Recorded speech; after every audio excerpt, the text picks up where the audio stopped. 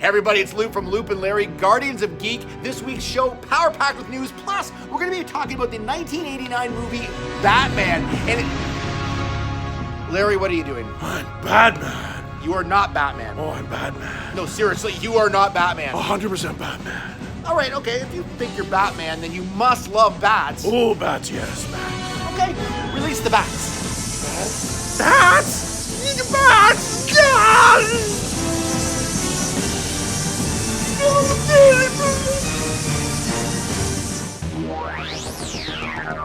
In a world filled with intergalactic space battles, metahuman destruction on a global scale, and psychopathic serial hauntings, there's only one team who can make sense of it all. When your world is overrun with rampant pop culture, call Loop and Larry, Guardians of Geek. Wow, I haven't heard that in a while. It's been so long since we've been blown up in the studio. Hey everybody, I'm Loop. And I'm Larry. And this is episode 13 of Loop and Larry, Guardians of Geek. It's been a while since we've done a podcast. It has been a little while. We've had some changes in our lives and things have been moving around and we've been all crazy like that, but now we are back. Yeah, it's great to be back. I think I had vacation and then I changed jobs. I'm now doing the morning show at Jack 1023, who does provide our studios for us. That is very true. That is very true. And I think you were off for a week in there somewhere. Yeah, and... so there was coordinating our time was very difficult. But we are so dedicated to pop culture and geeking out whenever we can that we could not wait another second before we got back behind the microphones to tell you all the good stuff that's been happening while we were away. Why has it gotten weird already? I don't know. We need to calm down. So we just came back from Niagara Falls Comic Con. Yep. That officially kicked off our Comic Con season. It's pretty bad that we have a season of Comic Cons, but so locally, I'm sure people go to their local Comic Cons. But it's always fun to go to them. But you do see as you go year to year some of the same stuff, obviously. But well, this is also just to sort of give you a time reference here. This is our 15th year doing Comic Cons. Wow. In Ontario essentially. So we've been doing it for a long time. So like you said, you start seeing some of the same people. You do. Some of the same guests, but I always like the Niagara Falls one I always enjoy because there's a lot more sort of pop culture-y type guests than some of the other ones. And we obviously some cosplay going on. Always fun to see the cosplay, and it's even more fun trying to figure out what kind of anime they're trying to be because, as you probably know from listening to past podcasts, we're not as big on the anime as some people are. So we see these people in these super elaborate costumes that just look amazing. We're like, you look amazing as that thing that you're dressed as. I'm not sure what that is, but and the costumes, of course, ranged. There were some like fantastic costumes. There was an Iron Man there that was out of this world. It looked like it was a screen-used costume. It did. It had like even his visor went up and down. It was pretty cool. That guy that looked like Tony Stark, that looked like Robert Downey Jr. Oh, yeah. If you go to our social media pages, you will see a photo of Loop and I beside this guy who, if you look at this guy, you would swear that it was Robert Downey Jr. And he didn't have to dress up. He literally just put on a pair of glasses and a jacket, like a blazer, and it was crazy. And I gotta tell you, so we took this picture with him, and I was so like blown away by how good he looked that I stopped after the picture and just stared at him in the face, like really awkwardly for probably more time than I should have. Yeah. And then I realized he's not wearing a mask. Like I'm actually staring at this guy's bare face. It's really awkward, but he was just a spitting image. It was crazy. No, he looked great, and there was just tons of good cosplay. I didn't notice there wasn't quite as much cosplay this time as other years, but great guests again. Undertaker was there from wrestling, which was pretty cool. I didn't have a really chance to see him, but he was sold out within seconds. Yeah, but even bigger than that was Sergeant Slaughter. Yeah, Sergeant Slaughter was a surprise. I thought would have been able to go up and just get my photo taken with him, but that did not happen. Nope. He had to line up every time I walked up to that table. Yeah, so. and there was a good range of guests this year, but really the only two guests that had massive lines for the entire duration were Sergeant Slaughter and Bruce Campbell. Yeah, surprise.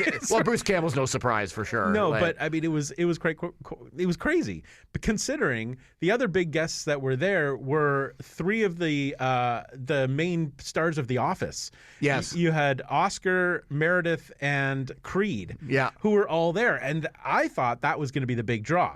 Yeah, there was almost nobody at their tables getting autographs for like the whole weekend. It was really sad. And we talked about this a bit. I think it was because a lot of people were getting the photo op with the three of them together. Right. And I don't know about you. I think the photo ops and the autographs and the table ops have gotten way too expensive. Ridiculously expensive. And I was thinking about that too. So if you wanted to get autographs from each of those three people, it would have been $150 because they were charging, I think, $50 a person. Right. To get, so it's $150 to get the three autographs. And then if you wanted a photo with the three of them, that's another $150. So it would have been $300 that you were spending to spend literally probably less than a minute and a half with these people. That's really expensive. Yeah, it was too expensive. I mean, you have to really pick and choose who you get photos with. Like, there was a while there where I was getting like 4 or 5 photo ops done, but now I'm like, I have to be really choosy. But plus, we've been to so many. There's a lot of people I've already had photo ops with in the past, so I was like,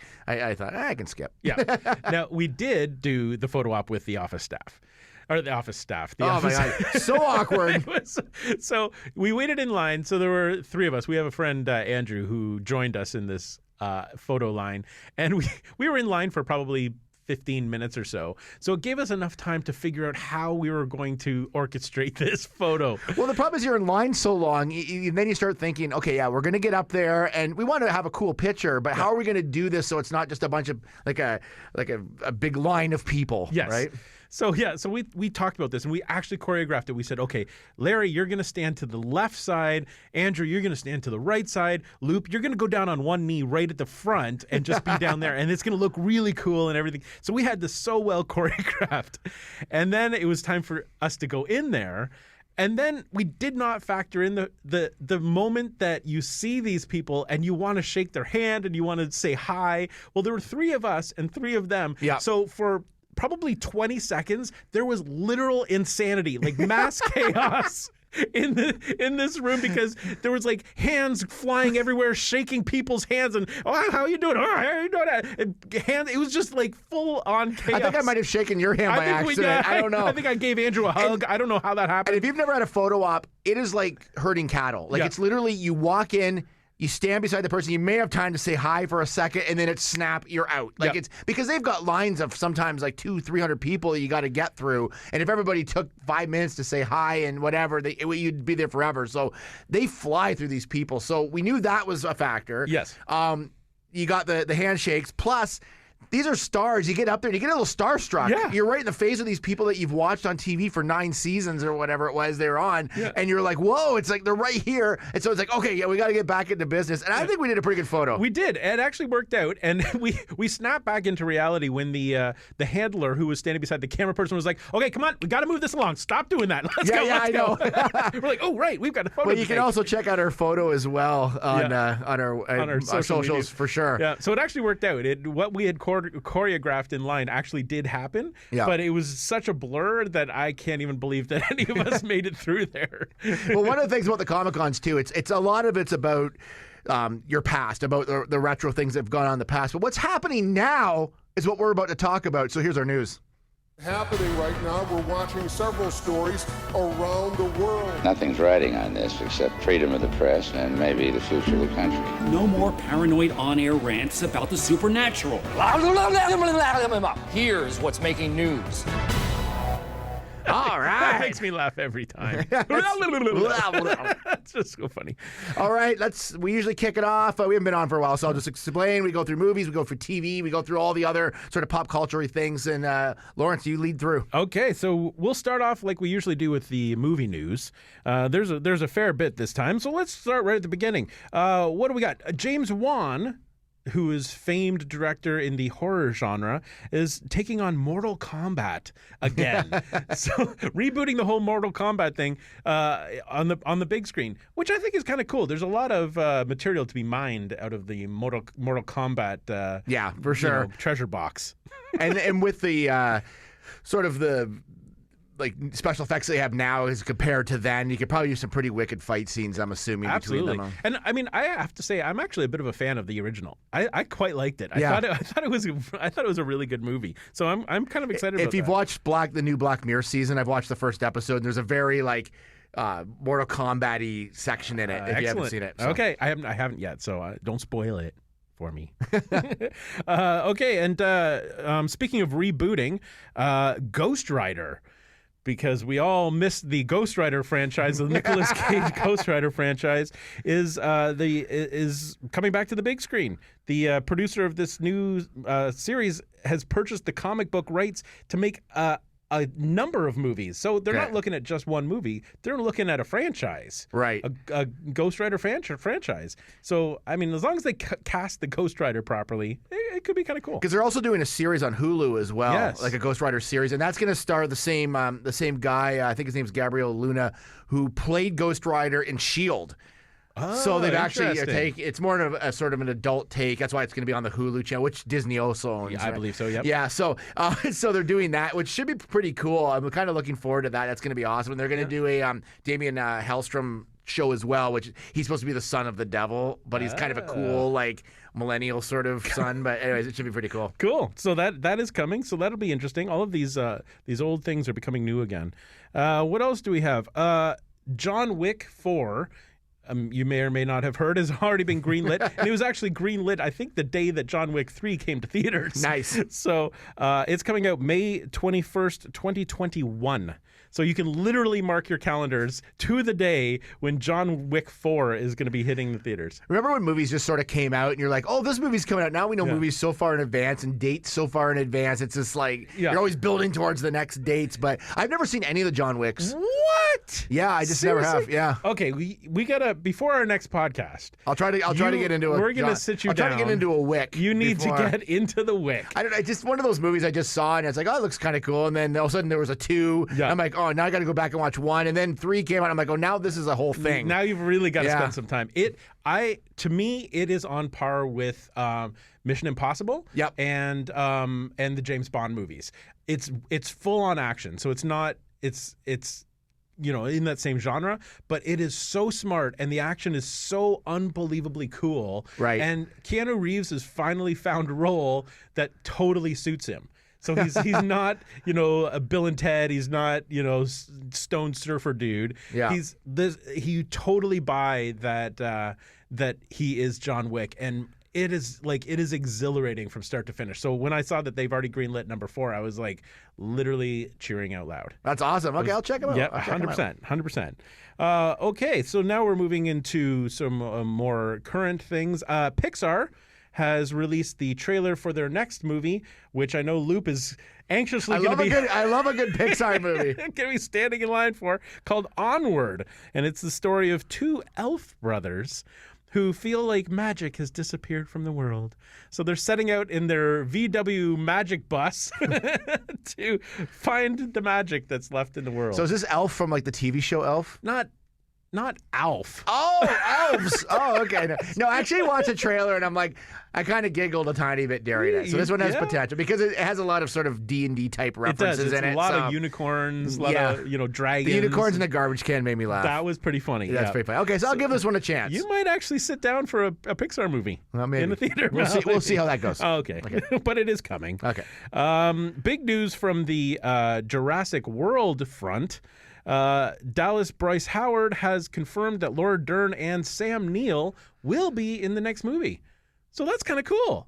That's a kiss of death to me. Oh. When you start bringing back too many of the old characters, like I know it's always kind of cool to see them come back, but they kind of did that with the first Jurassic Park series, didn't they? Well, they brought... Sam Neill came back or something. Or Well, no, they brought Jeff Goldblum back for the sequel. Yeah, but I mean, World the first round, though, when they did the first Jurassic Parks... Oh, yes. Yeah, they did something like that. Yeah. By about 3. Yes, he did come and then back. that was the death of the and series. And that was not a good movie. Sometimes I don't mind once in a while when they do that, but I like when series can kind of stand on their own. Yeah. Without having to bring back all these, it's kind of neat, but... It'll be interesting to see what they do, because I didn't mind Jeff Goldblum in Jurassic World 2. I thought his role in that was good. It wasn't big, but it made sense to bring him back. So I don't know how they're going to bring these two back. I don't know if they're still going to be digging for raptor claws in the desert. I don't know what they're going to be claws. I don't know what they're going to be doing, but they are definitely coming back. So this franchise is not going anywhere anytime soon. Speaking of franchises that are not going anywhere anytime soon, Indiana Jones 5. This is ridiculous. I know. Like, this is one of those franchises that when we were young, that was like the pinnacle of movies. Like, Raiders of the Lost Ark and Temple of Doom, and those were so good, and we were like so passionate about them. Yeah. And they've totally, with number 4, they totally killed it. I loved Indiana Jones. It's like one of my favorite series of all time. 4 was awful. It's kind of like a comedian that has a lot of great jokes and then does that last one. You know what I mean? Yeah. And then it's like if you could have stopped. Yes. You know what I mean? But they didn't. Or a series that goes on just a few seasons too long. And it's like Dexter, you jump the shark after the John Lithgow season. Like exactly. It's like that kind of thing. Like it's like no. Indiana Jones, the first 3. Leave him as is. Well, see, I think part of the problem is, and as much as I love Harrison Ford, because I do, the character of Indiana Jones is a young, vibrant, can run and jump under, or even like a little older, so that it's like it's he struggles with some of these stunts, but he still was able to perform them, right? But I feel like I actually feel like he's aged out. For sure I just think he's and the fact that they had to bring what's the guy's name from number 4 that they brought in, the actor who's his name's gone. What character was he? No. He was like the young kid who. Oh, I know who you mean. Shia LaBeouf. Yeah. They brought him in, and he was awful. That whole movie was awful because the thing with the stunts in the first, I mean, we might have talked about this already, but the thing with the stunts in the first movies is that they're all. Like they did them with real stuntmen, and they could pretty much actually happen. Yes. I mean, they're ridiculous, but they could happen. Yeah. Whereas the ones in the fourth one where they're swinging on those vines, that stuff it's ridiculous. It is, and he straddling 2 Jeeps as they drive through the jungle, and he was getting hit by vines and things. I'm like, it's physically impossible to do what you're doing. And the CG. So I have to say I am not at all looking forward to this movie. No, I would rather they just reboot the series if they're going to do that. Yeah. No Harrison Ford, unless he plays someone completely different. Yeah. And because the thing is with that series, I like it set in the 30s. That's part of it. That's what gives it its charm. Yeah. When they started going into the 50s or whenever they were in the fourth one, it lost its charm at that point. With the nuclear power and the nuclear bombs and stuff. I want my Nazis in there. But that's because they're a perfect villain. They are a perfect foil for what he does. Yeah. Right? I don't know. Absolutely. I mean, the whole. What was it? The fridge, nuking the fridge. They nuked the fridge big time in that. I don't want them to nuke the whole kitchen in this one. The whole kitchen's going up. I'm just really worried about that. But anyway, it is happening. It's starting to shoot in 2020. He's 77 right now. What? Yeah, he'll be probably 80 by the time that movie comes out. No, thanks. I feel like he breaks his ankle at every time. He's done that a lot I love lately. Harrison Ford. I absolutely love him, but it's time to put that series to rest or reboot it brand new, still keep it in the 30s, and that's right. Which is its original intention. Yeah. Which was like a serial type. That's right. Yeah. That was the whole point of it. It wasn't supposed to be a modern story. It's so I don't know. We're raging about this. Okay, anyways, move on. So we've got another whole year to talk about how we're worried about this movie. Anyway, so another reboot coming up in 2020. 2020 is going to be a big year. Next year is going to be a big year for movies. Masters of the Universe is coming back to the big screen, which is, I don't know, it could be good because the original one was not. So they have nowhere to go. I'd like to go back and rewatch the original. That seems like a Pop-Capacitor for us. Maybe at some point. So we can mock it a little bit. Yeah. The problem, I think they tried to do that with the other one, but I think they made more they got it more spacey. I think I seem to remember in the other one, but. I find when you do any of these cartoons, like these 80s cartoons, I want it to be very similar to the cartoon. Yes. That's why the G.I. Joe ones didn't really work for me. And I love G.I. Joe, and it was just not good. There's so many characters there, and they're just sticking to 3 characters. It's just so much potential for storytelling and fun, and they It wasn't. go other direction. Yeah. I don't know. So I don't know. I don't know what this is going to be. This but is the rant episode. I know, seriously, we're angry about everything. All this news is Oh, garbage. these kids and their Indiana Jones. All right. Get off my silver screen, you kids. But it's being written by the screenwriter who wrote Iron Man. So there could be some potential there. I think there could be some total potential there. They just stick to the source material. That's all I ask. Yeah, that's all we ask. If they're I don't ask listening, please. anything else. No, just source Okay. material or nothing. Yeah. The new Batman Yes. has been confirmed as Robert Pattinson, Cool. which is fine with me. I'm fine. The thing with Batman, so many people have played him. It's not like an Iron Man, Robert Downey Jr. or a Wolverine, where you're like, no one can replace that actor. You know what I mean? right. Like, a million people have played Batman now. Like, they've done so many different people. It doesn't matter who plays him. No, it doesn't. And it really got me when the internet went crazy and people were petitioning the studio to take him off Robert Pattinson because he's going to be terrible. He's going to be awful. I think that they were forgetting that Michael Keaton played Mr. Mom before he became Batman, and he was awesome. Yeah. So and these are also the same people that hated Batman versus Superman, and the same people that hate That's this right. and that. And it's like, they've got nothing else to do other than go on petitions.org. if they have a studio and want to make their own Batman, they can go right ahead. That's right, and I probably won't watch it, but it'll be good for them to get it Because out. Batman's a great character. I think Robert Pattinson will be fine. I totally think so. He'll know what they'll know what to do with and him. it brings Batman down a little, like age-wise, Yes. a tiny bit, which I like. So Yeah, because the Ben Affleck, the Batfleck. was a much older Batman. Yeah. So I think he's going to be nice to see him young again and vibrant. Yeah, and if they want to do any sort of like series of movies, it'd be better to have someone a tiny bit younger that could like when Robert Downey Jr. was a little younger, at least when he did Iron Man. Yeah. But he could play Iron Man forever for all I care. He really could. Yeah. You Anyways. put on that suit and you have no idea how old he is anyway. We're mixing our Marvels Exactly. and DCs right now. It's getting a little weird. Okay, I go don't on. know if you're allowed to do that. I don't know. Finally, for movie news, this week, the Frozen 2 trailer just dropped this very day, the day we're recording it. It came out, and I know that, Loop, you are so excited about this. Woo! Love it. Yet another Pixar. And I just want to make sure before we talk a little bit about it, did you watch the right version? Because last time I thought I was watching the right one, I actually watched the one from the first movie. Yes. 'Cause I don't know I never saw the first movie, so I don't know what I'm looking for. So I think, was she like floating in water or Yes. something? Okay. There was a horse involved? Yeah. All right. I saw it. Good. It looks kind of dark. There seems to be a bit of a darker twist on it. And I, as of this moment, feel like this is going to be the most beautiful movie we see all year. I think it looks stunning. Like, I think visually it looks really cool. So, Was Forky in it? Was he? I think I might have saw Forky in it. I'm sure Forky was in it.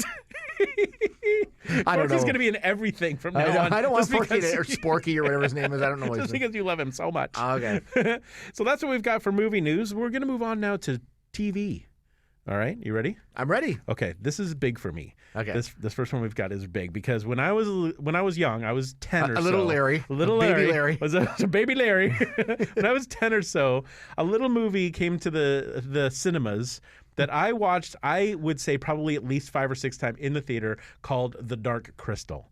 Yeah. I loved this movie. To this day, I've watched it probably at least once or twice a year, every year. Really? To this Okay. day, I love this movie, and so I was so excited to see that they finally dropped a trailer for Dark Crystal: Age of Resistance that's coming out on Netflix this August. Yeah. And when I watched this trailer, I bawled like a little baby because there were characters from the original movie that they're bringing back, and the sets are similar. It just was so nostalgic, and I think they're going to do this right. Plus, it's going to be, I think it's 10 episodes, so it's like a 10-hour version of this movie that I grew up with. I I'm have so got to excited. rewatch that movie because those movies that like I loved as a kid, like I'd say like a Black Hole. Yes. That I watched like a million times. Yep.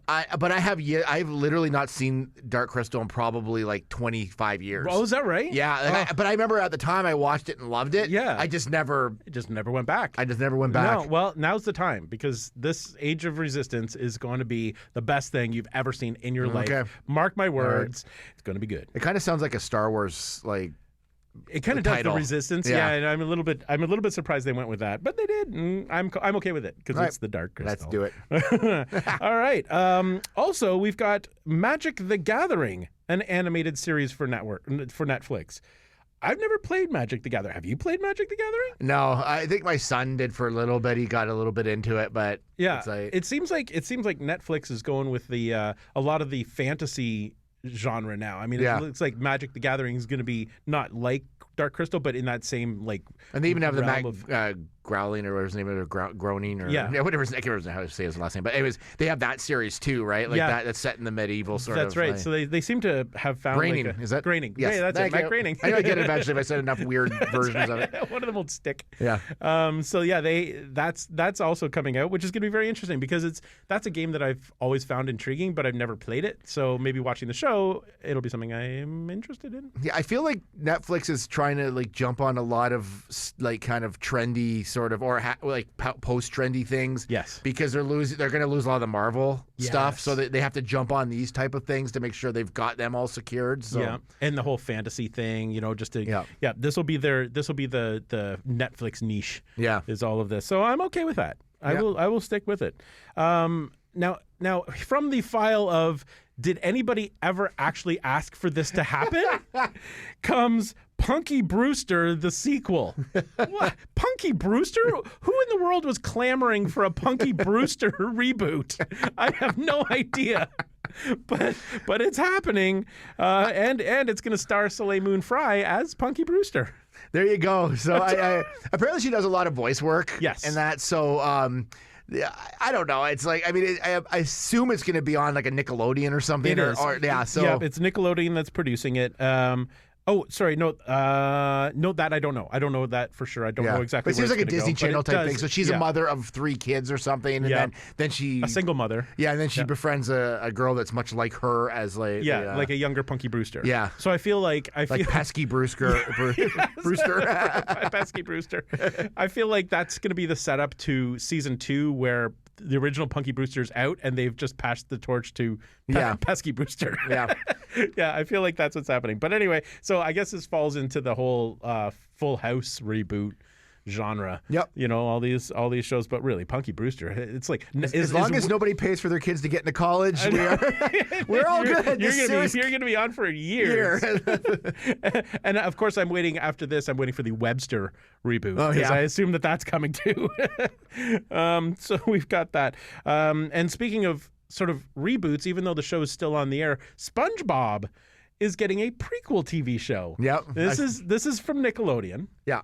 And this one is going to be a young SpongeBob who's 10 years old and spends his days at summer camp. But it's not going to be traditional animation. It's going to be CG. So it's going to have that 3D look. Okay. Yeah. So it'll look a little bit different. But it's called what is it? It's called Camp Coral. That's what the show is called. So those SpongeBob heads out there, exactly. Check that out. The Bob heads. Yeah, that's going to be the one. So you can get your fill of SpongeBob, old SpongeBob, new SpongeBob, young SpongeBob. Old school and new school, Bob. You got all the SpongeBob you can take. So that's happening. What else? Dune. This is the year for Dune. Or is it this year? I can't remember when the movie comes out. Is it this year or next year? I think next year. It might be next year. Okay, so next year is the year for Dune, because Denis Villeneuve is rebooting the movie, which is very exciting. I'm a big fan of Denis Villeneuve. He was the one who did Blade Runner, right? 2049. Yeah, it was and great. It was fantastic. So Luke and I have been fans of the original Dune. I think you are. Are you a fan of it? Yeah. I'm a big David Lynch fan. Well, he did that. exactly. Even though he didn't write it, but it still had it definitely has this feel to it, right? Absolutely. So there's a lot of David Lynch in it, and we've been fans of that movie since it came out, even though it got a terrible reception and critics hated it. It's one of those ones that we grew up with and we really like. So I'm really excited to see what they do on the big screen. And now they're bringing the same universe to the small screen, and it's going to be called Dune: The Sisterhood. So they're taking on the female perspective on this, and it's going to be running on Warner Media's streaming service. I'm not sure exactly what that's going to be called yet. But that's where it's going to be. So that's pretty exciting. I'm definitely looking forward to that. Hopefully, we in Canada get that. I've tried to read that book, Dune. I swear to God, like 70 times, and I can't get by the first chapter. No, there are like 80,000 different names and 16 or 20 different houses that you have to follow. It's too much. Confusing. It is too much. No, just give it to me in little bits on TV. TV. That's Yeah, fine. that's all we need. And the big news, the biggest news we Why have this right is now. on here, I don't know. Baby Shark doo doo doo doo doo. It's getting its own TV show. You're the only one who cares about this. This is the stupidest thing. So yes, Baby Shark, the hit song, is getting its own TV show on Nickelodeon. I guess that was inevitable, but it's coming. But the little tidbit on this song: the song recorded a 20-week streak on the Billboard Hot 100 list. Did you know that? See how I'm not saying anything right now? Crickets in Yeah, the room. because this is ridiculous. I don't know how I even... I got more. Did you add this on later? No, I got more. So it not only that, but it also spawned the Baby Shark Challenge, which resulted in over 700,000 covers of that song on YouTube. That's a lot so of people weird. who like that song. Well, I guess if you're listening, you have kids, then they'll be excited about I this. suppose so. I'm quite certain I'm not going to watch it, but I just think it's really funny that it's even happening. And it is. It definitely was a phenomenon, for sure. It was, absolutely. And finally, we've got a couple of gaming notes this time. Gaming notes. Gaming notes. The Avengers video game trailer just dropped. Yeah, and it's pretty cool, actually. It looks. They can make these trailers look so cool Yes. for these video games. And I will say right now that I have trouble playing a lot of video games because Yes. I just my son plays them and I get sick to my stomach. I don't know Right. what it is. So, anyways, put that aside. Okay. But I always find the animation for these games is so wild, and it looks awesome. Like it looks like the they almost look like not like exactly like the actors in the movie, but they look almost like real people. Yes. The Tony Stark does not sound like Tony Stark at all. But No, they've revoiced everybody, I think. but it looks very, very cool. Yeah, so that's going to be obviously a blockbuster game. Yeah. The timing is good. And we also have the trailer for Final Fantasy VII Remake is out.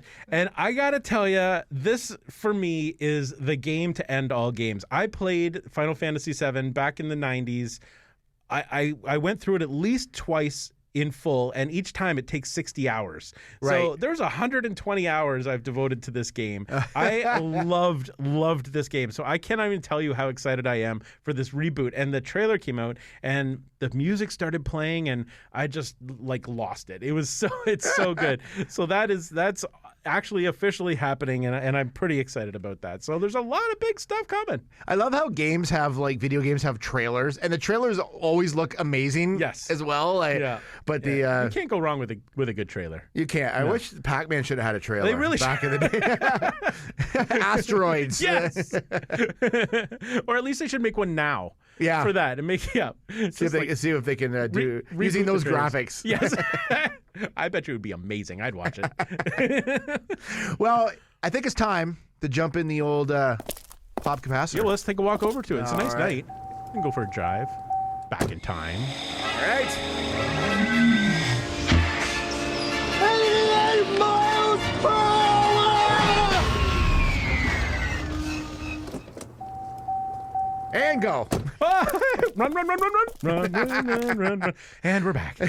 So this is the Pop-Capacitor, and this is where we take a look at a film, TV show, a game. It could be anything. Yes. And we anything retro really, and much. we review it and see how it holds up to today's standards. So today it is this year is the 80th anniversary of Batman. Yeah. And so we decided to look back at the movie that started it all, the 1989 Batman film. Yes, we did. And it still holds up.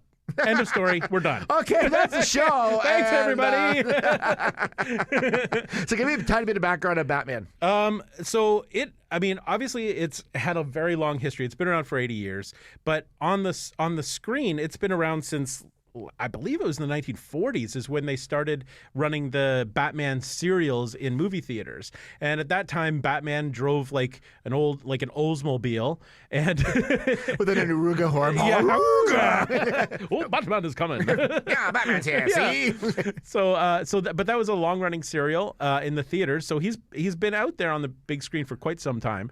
And then, of course, the big sort of reboot and popularization of Batman on the big on the screen was in the 1960s, Right. With the Burt Ward and Adam West. West's version, which I still love. Yeah. I love that. They're not TV great people show. to have photos taken with. No, Well, Adam West is no longer around. Well, no, he's but- not. But yeah, they were not. Yeah, no, I don't want to burst anybody's bubble. But anyway, but that show is just fantastic, and it is so cheesy, and they knew how cheesy it was, and it was great. And No, it was a fantastic show. Yeah, I thought it was good, and it actually spawned a movie of its own. So it had Batman the movie, which itself is fantastic. It was one of those, like every piece of equipment has a label on it, so it's like the bat communicator and the bat shark repellent and the bat ladder, and so there was that movie, and that was in the 60s. And then there was a bit of a hiatus in the Batman universe until Tim Burton took hold of the reins. Yeah. And I think he was the perfect person to bring this back to the big screen because he's so dark. And it was kind of based on, it was like, it went from Batman to The Dark Knight. Yes. And The Dark Knight was sort of based on, it was Miller's, right? Frank Miller's sort of version of Batman. Sort of, more gritty and darker. So he brought this thing back. And I think really this is what started sort of the superhero genre again. It's sort of, that before that, I mean, we had Superman. Superman obviously started in the 70s and came back. So there was the Superman movies, but I don't know that they were sort of the blockbuster that Tim Burton's Batman was. I think the first Superman probably was. It was pretty huge. But the thing with this movie was that it just had a different take on the character, and it was much darker, which was kind of cool. Yeah, it was, and it was casting Jack Nicholson as the Joker was like an inspired move. Yeah, because I feel like Jack Nicholson is the Joker in real life. Like that's how he lives his life day to day. Just like one-liners, super cool, just a goof, and just he doesn't care about anything. He's there for I totally bought him as the Joker because that's the persona I had. And I mean, I just noted some of the one-liners that he has in this movie that are just like rapid fire. There's so many of them. Of course, it'll be a hot time in the old town tonight. As he's dancing around. That's a classic. He fries one of his goons with a hand buzzer and says, "Oh, Anthony got a little hot under the collar." My favorite's always wait till they get a load of me. It's so good. Oh, and there's the other one. This town needs an enema. It's just so. Oh, and never rub another man's rhubarb. I don't even know what that means, but it's so cool and so jokery. Like it's so. Yeah. I feel like that he tried to make. So in the original Batman in the 1960s Batman, the Joker was played by Frank Gorshin. That actor Frank Gorshin, and the Joker was actually played by Cesar Romero. There were two of them. Oh, was there? Okay. Yeah. Oh no, sorry, no. I guess Frank Gorshin was the Riddler. He was the Riddler. Right. Yeah. Okay, never mind. Everything I was about to say is not going to be applicable anymore. But what I was going to say is Frank Gorshin was really goofy like that. Like he was very jokery as the Riddler, and I feel like they sort of made Jack Nicholson kind of like him. Yeah, but so was Cesar Romero. Yeah, that's true. And they also did put makeup over his mustache. That was that's very pretty cool. That is pretty cool. If you can pull that off, then you got something. No, I thought that he was a great casting. Like it was kind of. It did have a blockbuster feel because everybody, kind of like in the original Superman where Gene Hackman played Lex Luthor, this was the same sort of thing. You had like big stars playing all the different roles, right? Which is now sort of the template for every blockbuster. Yeah. But it was so well done. It was just like the look of it was cool. Like there was a definite vision on it. Yep. And of course, I'm a huge Prince fan, and Prince did the soundtrack, and it's like one of the greatest things that ever happened to me. It's true. It's true. And speaking of which, let's just take a little detour here. You were recently in heaven for yourself here. Yeah, I did. I went to last week. Whenever you listen to this, recently I drove to Minneapolis. It's like about a 12-hour drive from where we are, and went to Paisley Park, which is Prince's home. And it was a studio, his compound. He actually shot a lot of videos there and things like that because there's a whole sound stage in there. Like movies have been shot in this sound stage. It's massive. And so I went there, and it was pretty cool. And they had some stuff from Batman there, and I was like, oh yeah. And they had like his like platinum albums up on the wall from Batman and all that. Cool. It was really, really cool. So cool, just to be a part of that, and like see that all that stuff. Yeah, if you have a chance, if you are a Prince fan, and you have a chance to go, I would. It's like it's a full museum. It's got his outfits and specific rooms for specific albums, and his motorcycle from Purple Rain, and like all that stuff is in there. It's really cool. That is unbelievable. But again, it was like I knew we were going to do this podcast, and I saw like some of the Batman stuff in there. Because in the video he was like Gemini or something. He was like a half and half, like evil and good sort of character. Yeah, almost like a Two-Face. Yeah, like a kind of thing. Yeah. And half the quotes in the movie are in BATDANCE. They are. That's which is kind of funny because BATDANCE was a number-1 song for him. Like, yes. Because Batman was a phenomenon at the time. Like everything that had Batman on it became like number Gold. 1. Yeah. Yes. Like that was one of Prince's biggest albums. And BATDANCE, which he doesn't really sing a lot in. There's like longer versions of the song where he kind of does. But it was like number 1. That was like I think that it wasn't his last number 1 single, I don't think, but it was pretty close. Like, is that right? Yeah. I didn't even realize that. Yeah, but it was massive. I just remember, and that's where This Town Has an Enema.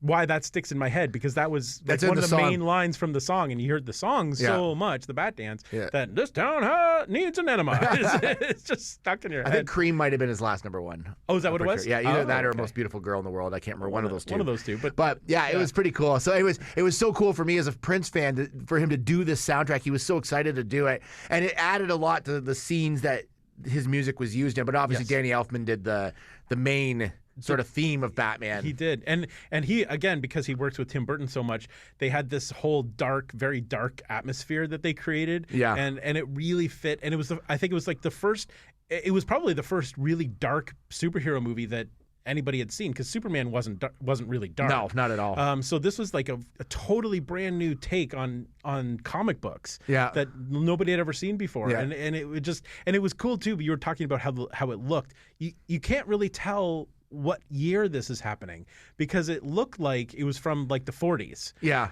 But then they had modern cars in there, and then modern technology. There were some cell phones, and that. So they totally mixed. So they created this world that is totally timeless, exactly. And it just and so it was totally believable that Batman could have existed in this thing and still created all this super awesome technology like the Batwing, which was one of the coolest bat vehicles ever. It was funny because we were driving back from the Comic Con, and there was like this really elaborate looking factory, and I'm like, that looks like it's out of a Tim Burton movie. Like if you lit that at night, that would be a set from Batman, because that's the kind of look they had, like that sort of industrial sort of city like sort of look. But so cool. Like the look was great. The special effects for the time were good. Like I look back, I mean, you can see some cutout kind of stuff. And there was a lot of miniature. But obviously that's for the time that was like cutting edge. Yeah, absolutely. Everybody was well cast in it. It's just a solid movie. It's fun. It's got like good. It flows really quickly. It really does. I love the scene when they're in like. When the Joker shows up and someone's doing a speech in the like sort of like in front of City Hall, and everybody's dressed as like mimes, and they're all walking. That's like just a great visual. It is. Tim Burton has the best like eye for like a visual setup. Yes. Like it just looks so good. Yeah, it was just so creepy and strange and odd, and even the Joker walking up in that scene and using a feather pen to sign something. Do you remember? Like as opposed to just using a pen. Like it just added that much more kind of weirdness to the whole thing. And he'd do stuff like everybody be wearing grays, but then like the Joker wouldn't be, or somebody wouldn't be, so they stood out in this like sort of gray world that he had created. It was like very, very cool. Yeah. Like such a good movie. The soundtrack was great. Danny Elfman's soundtrack was great. Like and who knew at the time that Michael Keaton could don the cowl and pull off a super cool Batman. Yeah, like, so he did 2 of them, right? He did that. Yeah, and Batman Returns, the next one with but then they started getting into other Batman. Yes, Batman. there were several Batmen, but after those first 2 movies, it kind of took a bit of a turn, that franchise. Yeah, well, because he was what's his face was gone directing, and and Joel Schumacher came in and just and I didn't mind what he did with those movies. I think they weren't written well, and there was too many characters, and they didn't know what to do with them all. And when they change up Batman's costume to give him nipples, then you know something's gone horribly wrong. But I think a lot of that, the later movies, is like, hey, look at this big star is in it, and this big star is in it, and it's just too many characters, and there was no point like to have Batgirl in it. Like it really made no sense to have her in it. Like even Robin was like a stretch, I thought. It was just visually they were kind of interesting to look at because they were really vibrant and they looked very comic booky. Yeah. But they lost that grittiness that the Tim Burton version had. Yeah. And that's what I think makes the first one such a lasting movie, because it was so different and so dark, and there were just so many sort of layers to the characters. I feel like Tim Burton took like just some touches of some sprinkles of the 1960s Batman. Yeah. But it organically sort of worked in his movie, whereas I thought the Schumacher had a lot more of that sort of camp in it. Yeah. Like where Mr. Freeze has, like, they're on skates and they're like, you know, that kind of stuff. And like, literally everything that he says is a zinger. Yeah, as a pun or a zinger, yeah. It was, and I was excited about Schwarzenegger playing that role at the time because it was something 100% different than what he had been playing. So, and I thought he did a decent job on it. Yeah, and again, he looked really cool. I will never forget that they gave him a blue light to put in his mouth. Do you remember that? Yes, so when he spoke, his entire mouth would glow blue as Mr. Freeze. That was really cool. Yeah, there was some pretty cool stuff in it. But but all in all, I love like that first Batman. Like it is just, I watched it again. It's just, I would call it a delight. It is a delight to watch. It's just one of those movies. It's just like it really stood the test of time. It still looks good, still paces well. And like you said, like they created a world that's kind of timeless, so it doesn't look dated. No, the music is fantastic all the way through. It's just it'll stand up forever. Yeah, that'll be the Batman movie that, you know, I mean, when, you know, there's Batman v Superman, that's gonna, you know, be forgotten over time potentially, but that one, the Tim Burton, I don't think it will ever. Yeah, it's sort of just started that genre. And no disrespect to the other Batman series later on, the Christopher Nolan one. Like, I mean, that was an amazing series. Like, he did it right. And if Batman's done right, he's awesome. And absolutely. I think that's, like, Batman's just such a great DC character. Like, and I'm a Marvel person, but Batman's, like, the top notch as far as the characters go. Like, exactly. If only Disney could buy DC. I know. that would not surprise me if that ever happened. That would be an interesting twist. And it may happen. Yeah, but as a Batman fan, and I've always been a Batman fan. Yeah, you've been a Batman fan for sure. Big, huge Batman fan. To me, it's all about the grittiness. Yeah. Batman is a detective.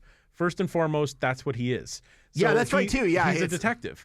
So he has to live in this grimy world. You know, he can't live in this comic booky world. It's got to be dark and it's got to be gritty. And so I'm really hoping the Robert Pattinson version sticks with that. Yeah. And I think and you know, with the new Joker movie that's coming out with Joaquin Phoenix, I feel like, is that connected to this whole thing? That I don't know. I feel like it probably is not, because I feel like Joaquin Phoenix is doing this as a one-off. Like he's not a franchise person. No. So I feel like this is just a one-off. And it also that movie takes place before Batman becomes Batman, because in the trailer you can see him squeezing the cheeks of a little boy, and that little boy is Bruce Wayne. Oh, okay. So that's long before this. Yeah. But if it's part of the same universe, I feel like Batman's got a good future. Yeah, no, it's. I think they can do a lot with him for sure. Yeah. Hopefully, we'll see. Fingers are crossed. So I guess we'll wrap it up there. Sure. We both give an okay. We'll allow that movie to still stick around. Yeah, we'll keep it. We'll keep it on the shelf. We may have some stuff coming up that we won't. No, I guarantee we will. Because I don't want anybody to think they like everything, because we don't. No. I found something I think that Batman related. I think we both will dislike. Yeah. And again, one of those things that you own, and you're like, why do I own this? Why do I have that? I don't know. So, but anyways, thank you for listening. We're going to be back again. We got some good episodes coming up. More news coming up. Yes, we had some cool guests we're working on, and thanks for joining us. And we'll see you next time.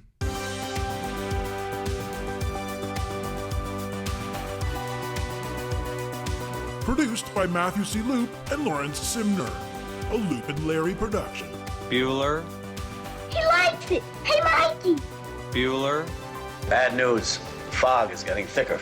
And Leon's getting larger. Inconceivable. Brian's right. It's an elf. Wax on. Does Barry Manilow know that you raid his wardrobe? Oh, Captain, my Captain. Life moves pretty fast. You don't stop and look around once in a while, you could miss it. Wax off.